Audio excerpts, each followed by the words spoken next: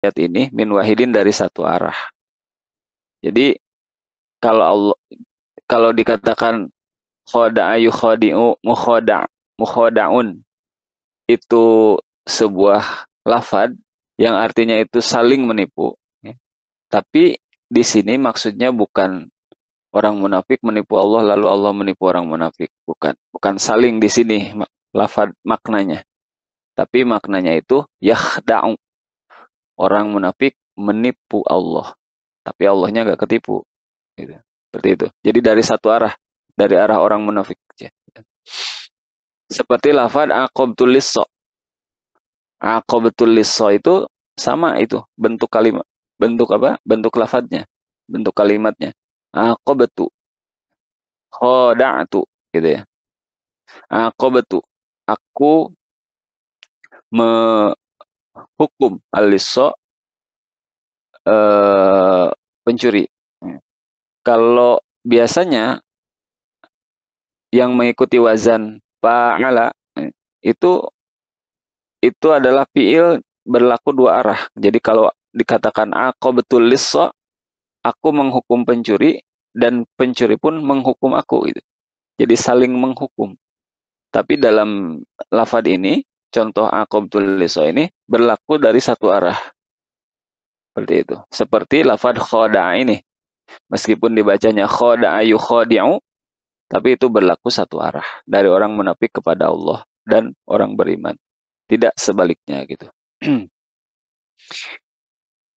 Meskipun pada kenyataannya penipuan itu tidak berhasil. Nah, kemudian wa zikrullahi dan penyebutan Allah Subhanahu wa taala fiha di dalam ayat ini tahsinun, memperindah. Ya.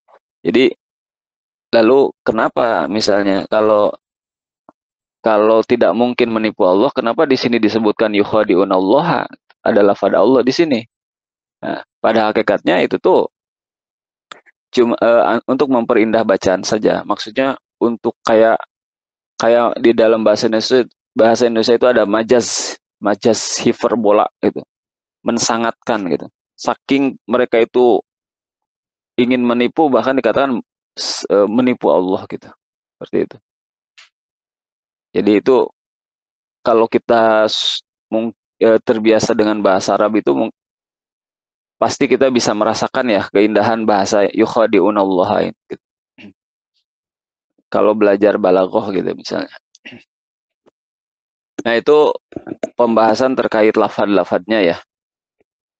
Kalau rada-rada bingung ya nggak apa-apa. Wa fi qiraatin, dan di dalam suatu qiraat atau dalam cara membaca yang lain itu bacaannya wa ma yakhda'una. Nah ini seperti yang biasa kita baca ya, wa ma yakhda'una.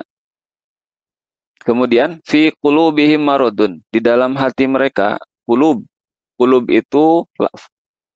itu jamak ya daripada kata qalbun. Qalbun itu satu hati, kalau qulubun hati-hati. Fi qulubihim, ya, di dalam hati-hati mereka. Mereka di sini orang-orang munafik. Maradun, ada penyakit. Tapi bukan penyakit hati, liper ya. Liper itu kan penyakit hati ya. Tapi di sini mah penyakit yang menjangkiti hati-hati mereka orang-orang munafik itu adalah penyakit yang disebut yang dimaksud adalah syakkun. Penyakit keraguan. Ragu kepada apa? Ragu kepada Allah. Ragu bahwa Rasul itu, Nabi Muhammad itu adalah utusan Allah. Ragu bahwa Al-Quran itu diturunkan oleh Allah. Ragu, ada keraguan di dalam hati mereka.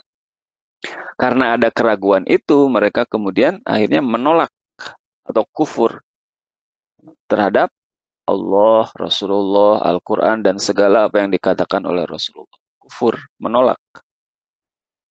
Tapi kalau menolak secara terang-terangan nggak mampu, nggak bisa, gitu ya. Nggak kuat kalau mau terang-terangan.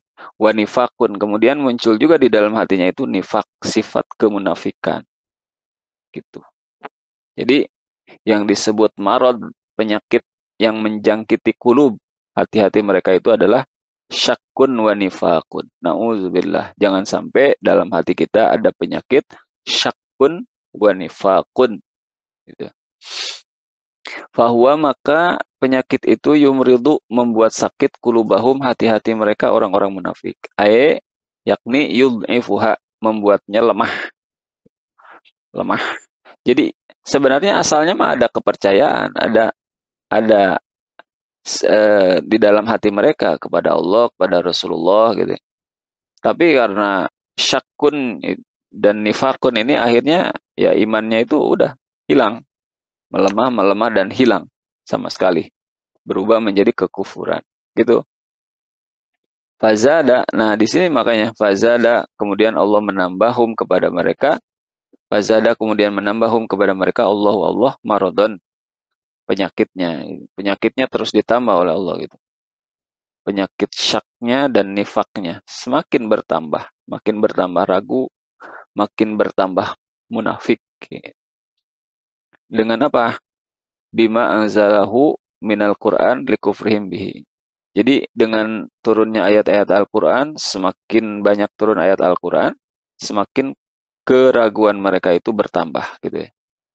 Jadi kalau orang beriman mah diturunkan kepada mereka Al-Quran, tambah iman gitu ya, tambah takwa, tambah soleh gitu. Tapi bagi orang munafik mah sebaliknya, tambah keraguannya, tambah kemunafikannya, tambah goreng, tambah jelek amal-amal perbuatannya gitu.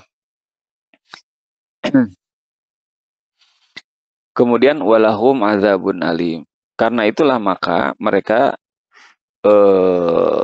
oleh Allah Subhanahu wa taala bakalan dikasih azab al-alim, azab yang pedih. Di dunianya aja udah sengsara, di akhirat nanti juga azabun alim. Azab yang pedih. Nauzubillahi min zalik.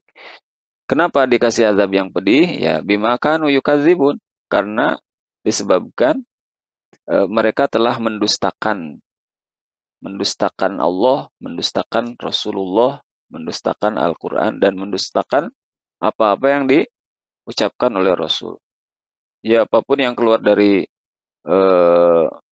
ucapannya Rasulullah itu mereka mendustakannya gitu, membohongkannya. Ya. Jadi kalau apa namanya? Kalau bentuk kalimatnya itu kadzdzaba yukadzibu, itu artinya mendustakan. Kalau kadzdzaba yakdzibu, itu artinya berdusta. Beda ya, mendustakan dengan berdusta. Kalau yukadzibun dengan adanya tasydid di atas huruf zal, itu artinya mendustakan. Mendustakan apa? Nabi Allah. Nabinya Allah. Apa artinya mendustakan Nabi Allah? Mendustakan apa yang dibawa oleh Nabi. Apa yang dibawa oleh Nabi? Al-Quran dan hadis. Hadis itu ya perkataan Nabi yang pada hakikatnya adalah juga wahyu dari Allah.